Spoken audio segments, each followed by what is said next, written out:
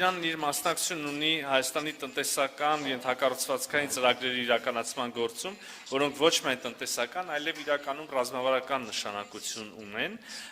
Քաջարան-Ագարակ ճանապարհահատվածի 32 կիլոմետրանոց հատվածը, որի շինարարությունը հայկական կողմը վստահել է իրանական ընկերությանը,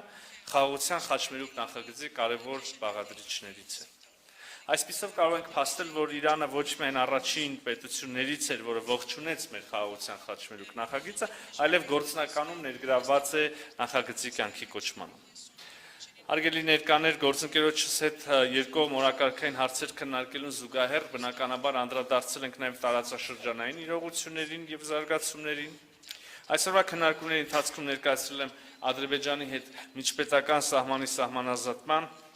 և իհարկե խաղաղության համաձայնագրի կնքման գործընթացների վերաբերյալ վերջին զարգացումները։ Վերստին ընդգծել եմ Հայաստանի հանձնառությունը տարածաշրջանում երկարաժամկետ խաղաղության և կայունության հաստատման գործում, ինչի կարևոր հանգրվաններից կարող է դառնալ խաղաղության համաձայնագրի արդեն իսկ ամբողջությամբ համաձայնեցված տեքստի ստորագրումը։ Օգտվելով առիթից երախտագիտությունս եմ հայտնում բարեկամ Իրանին խաղաղության համաձայնագրի տեքստի համաձայնեցումը ողջունելու և ստորագրումը կարևորելու համար։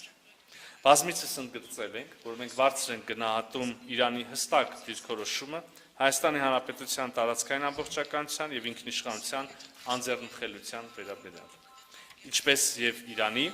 այնպես էլ Հայաստանի համար մեր պետությունների միջև սահմանի անքակտելությունը ունի կենսական նշանակություն։